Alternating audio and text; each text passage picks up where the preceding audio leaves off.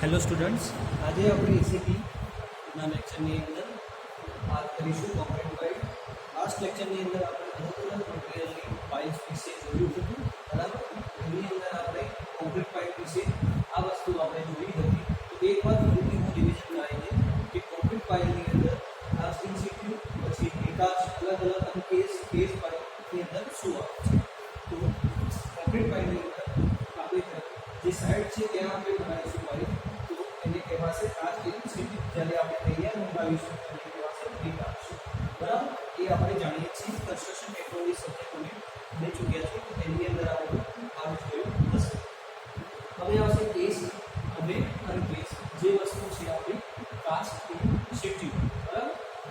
એની અંદર છે rebound file, પછી make counter file, BSP base file, spring file અને બોટમ ફાઇલ, બરાબર. આ જે ફાઇલ છે એ આવશે કેસ એટલે કે કેસિંગ વાળી ફાઇલ, અને કેસિંગ વગરની ફાઇલ એટલે કે અનકેસ ફાઇલની અંદર આવશે સિમ્પ્લેક્સ ફાઇલ, ટ્વેન્ટી ફાઇલ, ઇન્ટ્રો ફાઇલ, રેડિસ્ટર ફાઇલ અને પ્રેશર ફાઇલ. આની અંદર આપણને અલગ અલગ 5 ફાઇલ જોવા મળે છે. આની અંદર અલગ અલગ 5 ફાઇલ જોવા મળે છે. તો આપણે આજે વાત કરીશું કેસ એટલે કેસિંગ વાળી ફાઇલ. એની અંદર રિબાઉન્ડ ફાઇલ વિશે આપણે જોઈશું.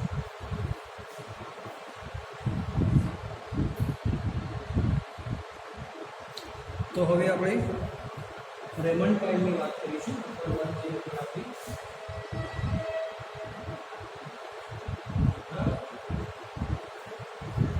એની અંદર એક વુડન છે, એક સ્ટીલ છે અને એક કોન્ક્રીટ, બરાબર. પણ અલગ અલગ મટીરિયલની અંદર આપણને આ રેમન્ડ ફાઇલ જોવા મળે છે. તો બુક પ્રમાણે જોઈએ તો આને આપણે કઈ રીતે જોઈએ છે, તો બુક પ્રમાણે ડાયમેન્શન આપણે જોઈએ તો આ જે ફાઇલ છે એની લંબાઈ 6 મીટરથી 12 મીટર હોય છે, બરાબર. 6 મીટર એટલે કે આપણો જે ફ્લોર હોય છે એની હાઇટ 3 મીટર અરાઉન્ડ હોય છે, બરાબર. 3.0 સમથિંગ. તો આની જે લેન્થ કીધી એ 6 મીટરથી 12 મીટર જેટલી એની લંબાઈ હોય છે, બરાબર. એટલે કે 6 મીટર એટલે કે 2 માળની બિલ્ડિંગ થઈ આપણી. પછી એના જે મથાળે હોય છે ત્યાં 40 થી 60 સેન્ટીમીટર અને તળિયાનો જે ભાગ હોય છે એ 20 થી 30 સેન્ટીમીટર જેટલો હોય છે, બરાબર. એટલે કે આ જે માપ છે એ છે 6 to 12 મીટર. આ ઉપરનું જે માપ હશે એ આપણે લખીએ છીએ 40 to 60 સેન્ટીમીટર અને બોટમનું જે છે એ છે 30 to 30 સેન્ટીમીટર, બરાબર. તો આપણને આ એરિયાની અંદર માપ આપેલું છે જે આપણે જોઈ શકીએ છીએ, બરાબર. 40 થી 60 સેન્ટીમીટર ટોપ, પછી 20 થી 30 સેન્ટીમીટર બોટમ અને ટોટલ લેન્થ 6 મીટરથી 12 મીટર જેટલી હોય છે, બરાબર. આવી પાઇપ સ્ટીલ સેલની બનેલી હોય છે, બરાબર. આ સેલને સંકેલી શકાય તેવી પોલાદના મેટલમાંથી એટલે કે સ્ટીલ મેટલ, બરાબર, ની મદદથી જમીનની અંદર ઉતારવામાં આવે છે. જે મેટલ લખેલું છે એ તમારે ગ્રાઉન્ડની અંદર ઉતારવા માટે આપણે એનો ઉપયોગ કરતા હોઈએ છીએ. જ્યારે સેલની જરૂરી ઊંડાઈ સુધી જમીનમાં આપણે ફાઇલને એડ કરી દઈશું ત્યારે આપણે શું કરીશું, મેન્ડ્રલ બહારે નીકાળી દઈશું. મેન્ડ્રલને બહાર નીકાળ્યા પછી જે સેલ બનશે આ રીતની પેટર્ન, બરાબર, ખાલી. તો એની અંદર આપણે નિરીક્ષણ કરવામાં આવે છે. ત્યારબાદ તેની અંદર કોન્ક્રીટ કરવામાં આવે છે, બરાબર.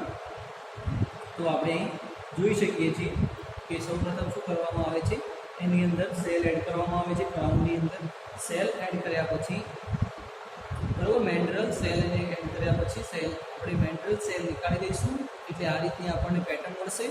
પછી એની અંદર આપણે કોન્ક્રીટિંગ કરી દઈશું. તો આ સિમ્પલ મેથડ છે આપણી રેમન્ડ ફાઇલ્સ, બરાબર. આવી ને આવી આપણી મેથડ રહેશે મેક પાઇલ જે આપણે જોઈ હતી એની અંદર, તો એના માટે હું અહીંયા ફિગર પહેલાં દોરી દઈશ.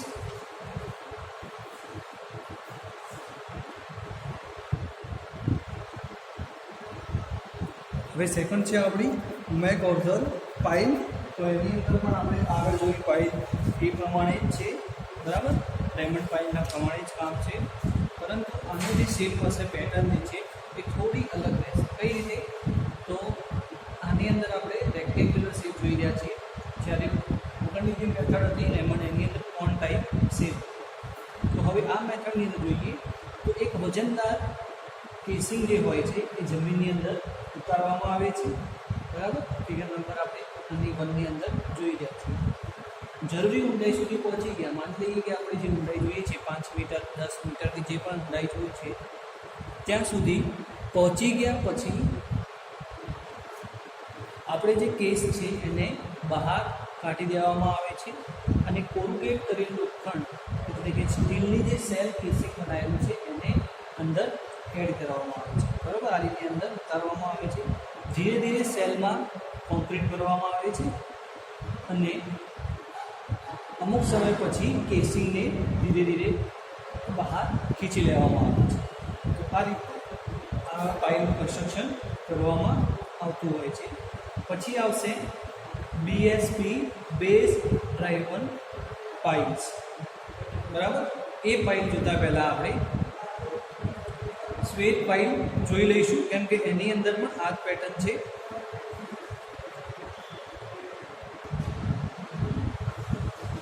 હવે આપણે શ્વેત પાઇલનું જોઈશું, એટલે કે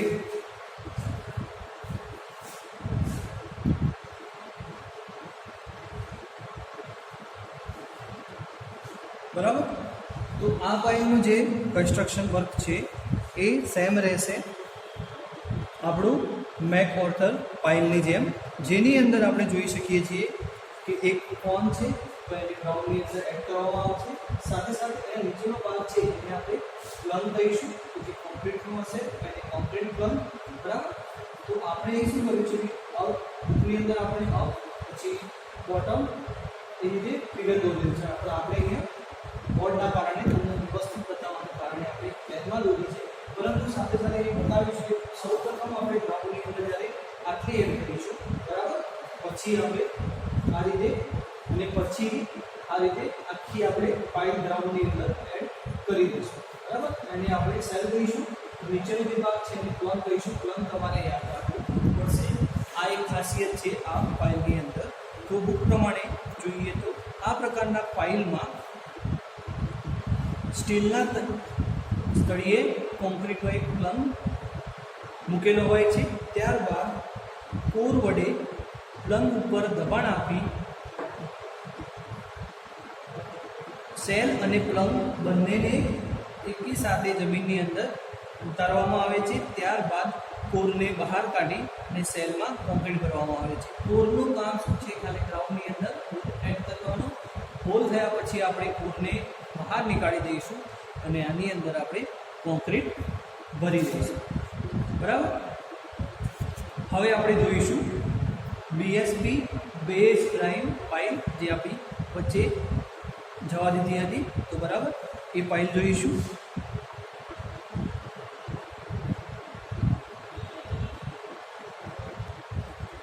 હવે આપણે જોઈશું બીએસપી પાઇલ, એટલે કે આ જે પ્રકારની પાઇલ છે એમાં સ્ટીલનો જે સેલ હોય છે એના છેડે કોન્ક્રીટનો પ્લંજ બનાવેલો હોય છે, બરાબર. જે આપણે આગળ જોયું સ્વિંગ પાઇલની અંદર, આની અંદર પણ એક પ્લંજ બનાવેલો હશે અને પાઇલ હેમરને આ કોન્ક્રીટ પ્લંજ ઉપર પછાડીને સ્ટીલના સેલ સાથે આપણે એને ગ્રાઉન્ડની અંદર એડ કરીશું, બરાબર. આ જો આપણો સ્ટીલનો સેલ છે એની અંદર આ હેમર છે, તો હેમરના ઉપયોગીથી એના કોન્ક્રીટના જે મથાળે આપણે શું કરીશું? સ્ટીલની હેમર વડે બ્લો કરીશું અને આ રીતે સ્ટીલની સેલ વારંવાર આ રીતે હેમરનો ઉપયોગ કરી અને ગ્રાઉન્ડમાં પહોંચાડીશું. જરૂરી ઊંડાઈ સુધી આપણું કેસિંગ એટલે કે કેસિંગ ગ્રાઉન્ડની અંદર પહોંચી જાય ત્યારબાદ આપણે હેમરને રિમૂવ કરી અને એની અંદર કોન્ક્રીટ ભરી દઈશું, બરાબર. તો આની અંદર આપણે એક સરળ મેથડ એ રહેશે કે આપણે કોઈપણ જાતનું કેસિંગ બહાર કાઢવાનું નહીં રહે. આ ગ્રાઉન્ડની અંદર એડ કર્યા પછી ખાલી હેમરને આપણે કામ પતે એટલે બહાર કાઢી અને કોન્ક્રીટની અંદર એડ કરવાનું રહેશે. પછી આવશે આપણી બોટમ પાઇપ.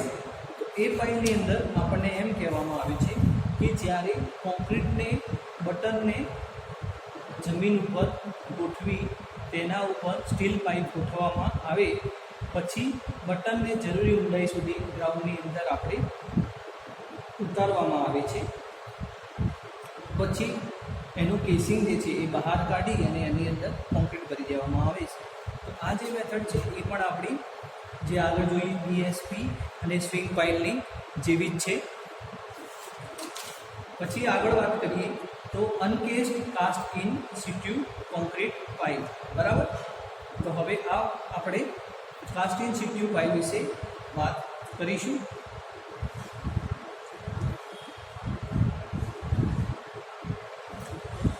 હવે આપણે કાસ્ટ ઇન સિટ્યુ પાઇપની વાત કરીશું. તો બોટની અંદર આપણે જોઈ રહ્યા છીએ એ પ્રમાણે પહેલાં પણ મેં તમને આ પાઇપ્સ કીધા હતા સિમ્પ્લેક્સ, પછી ફ્રેન્કી, વિન્ડો, પેડિસ્ટ્રીયલ, રેસ્ક્યુ. બરાબર. આપણે જે વિડીયો જોઈ રહ્યા છીએ એ છે આપણી સિમ્પ્લેક્સ પાઇપ. બરાબર. સિમ્પ્લેક્સ પાઇપની આપણે વાત કરી રહ્યા છીએ એ પહેલાં આપણે જોઈએ કે આ જે પ્રકારની કાસ્ટ ઇન સિટ્યુ પાઇપ જે છે એ કોન્ક્રીટ નાખ્યા પછી કેસિંગ કાઢી લેવામાં આવે છે. આવા પાઇપને જમીનમાં હલનચલન અથવા તો માટીના દબાણને કારણે નુકસાન થવાની સંભાવના છે. આવા પાઇપ કેસિંગ બહાર કાઢી લેવામાં આવતું હોવાથી એનો ખર્ચ ઘટે છે. બરાબર. આગળની જે મેથડ જોઈ એની અંદર કેસિંગ આપણે અંદર રાખી મૂકતા હતા, જ્યારે આ મેથડની અંદર આપણે કેસિંગ બહાર નીકાળી દઈએ છીએ. તો નંબર 1 આપણે જોઈએ સિમ્પ્લેક્સ પાઇલ. તો સિમ્પ્લેક્સ પાઇલની અંદર આપણે જોઈ રહ્યા છીએ એ પ્રમાણે અલગ અલગ પેટર્ન પ્રમાણે વર્ક થતું હોય છે. તો આ મેથડની અંદર કાસ્ટ ઇન સિટ્યુ મેથડની અંદર નીચેના ભાગે આપણી જે પાઇલ હોય એના નીચેના ભાગે શૂ લગાડેલું હોય છે. શૂથી શું થશે કે ગ્રાઉન્ડની અંદર જલ્દી એડ થશે. બરાબર. અને જેનો વ્યાસ પાઇપના વ્યાસ જેટલો જ હોય છે અને દિવાલની જાડાઈ તમારી 20 mm જેટલી રાખવામાં આવે છે. બરાબર. જે પાઇપ ગ્રાઉન્ડની અંદર ઉતારવાનો હોય એની જે દિવાલ હોય, બરાબર, એની જે જાડાઈ હોય એને 20 mm રાખવામાં આવે છે. શૂ જે છે એ છૂટેથી લગાવી શકાય તેવો હોય છે અને શૂની અંદર સૌપ્રથમ ગ્રાઉન્ડની અંદર એડ કરતી વખતે એને ઓપન રાખવામાં આવે છે. ત્યાર પછી એને ક્લોઝ પણ કરી શકાય છે. એટલે કે અલગ અલગ પ્રમાણે રિક્વાયરમેન્ટ પ્રમાણે આપણને શૂ બજારમાંથી મળતો હોય છે. તો શૂ એટલે કે ગ્રાઉન્ડની અંદર આ રીતે આપણે હોલ કર્યા પછી શું કરવામાં આવે છે, એની અંદર આપણે પિંજરું એટલે કે રેન્ફોર્સમેન્ટ ઉતારવામાં આવે છે. રેન્ફોર્સમેન્ટ ઉતાર્યા પછી નીચેના ભાગે થોડું ઘણું કોન્ક્રીટિંગ કરી અને પછી આપણે જે કેસિંગ હોય છે એને બહાર નીકાળી દેવામાં આવે છે. તો લાસ્ટમાં આપણને જે પાઇલ છે એ આ શેપમાં મળતી હોય છે, જેને આપણે સિમ્પ્લેક્સ પાઇલ તરીકે ઓળખતા હોઈએ છીએ. બરાબર. હવે ફ્રેન્કી પાઇલ જે છે એના વિશે જોઈશું. તો ફ્રેન્કી પાઇલ જે છે એ આપણે આગળ જોયું કે બીએસપી જે પાઇલ હતી એના જેવું જ એનું કામ છે, જેની અંદર એક હેમરનો ઉપયોગ થશે અને આપણું જે પાઇલ હશે એને ગ્રાઉન્ડની અંદર એડ કરવામાં આવશે. તો ફ્રેન્કી પાઇલની અંદર આપણને એમ કહેવામાં આવ્યું છે કે આ પાઇલ સ્ટીલ પાઇપની જમીન પર ઊભી રાખી તેમાં 60 to 90 સેન્ટીમીટર જેટલી ઊંચાઈથી સૂકું કોન્ક્રીટ ભરવામાં આવે છે. બરાબર. તળિયાના ભાગે આપણે ઓલરેડી પહેલાંથી કોન્ક્રીટ ભરી દઈશું.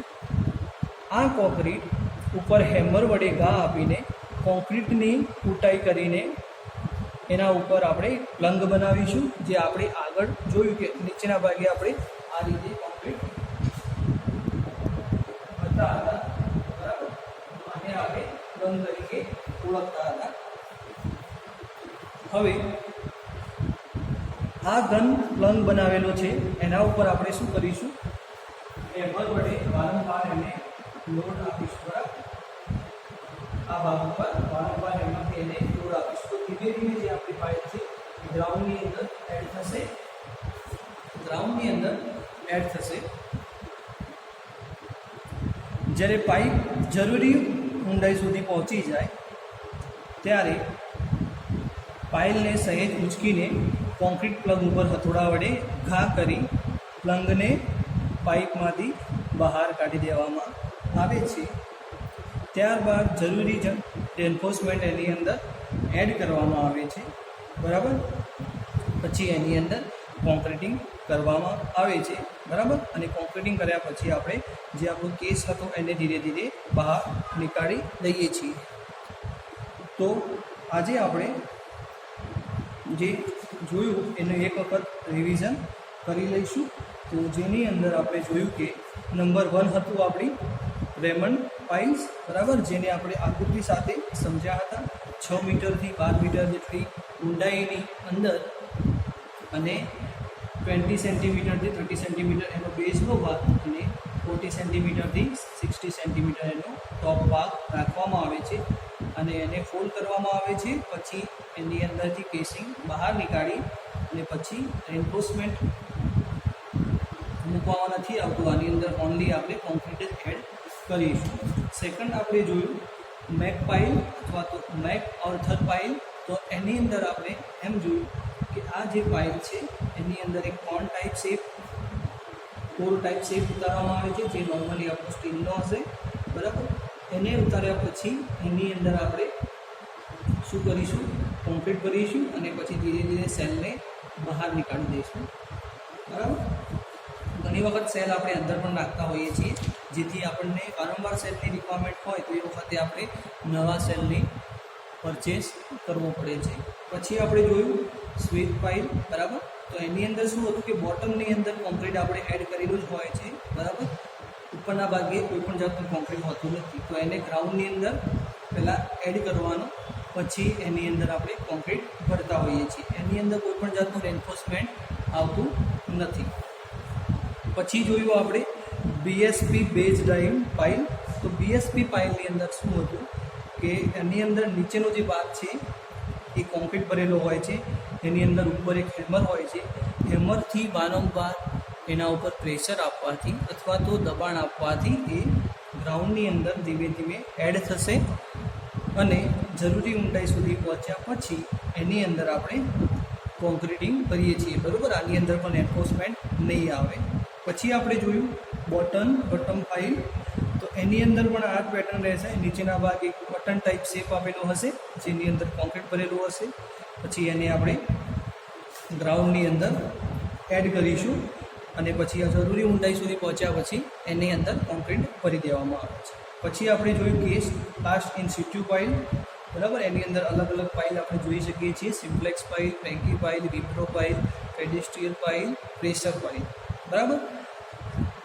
અલગ અલગ પાઇલ વિશે જોયું. એની અંદર આપણે વાત કરી હતી સિમ્પ્લેક્સ પાઇલ. તો સિમ્પ્લેક્સ પાઇલની અંદર તળિયાના ભાગે આ રીતે કોન્ક્રીટ ભરેલું હશે. હેમરના ઉપયોગથી આપણે એને ગ્રાઉન્ડની અંદર એડ કરીશું.